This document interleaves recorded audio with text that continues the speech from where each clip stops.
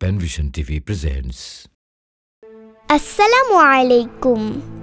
আবৃত্তি করছি কবি আসাদ বিন হাফিজের পাপ কামানো ছাড়েন কবিতাটি। আপনি বড় ভালো লোক, করেন অনেক দান, কিন্তু চাচা আপনি নাকি সুদের টাকা খান।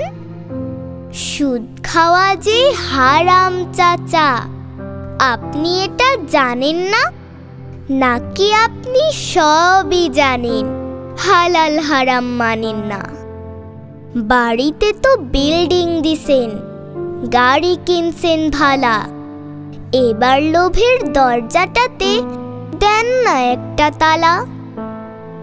এবাদত তো হয় না কবুল, হারাম যদি খান, হয় না সওয়াব হারাম কামাই করলে চাচা দান।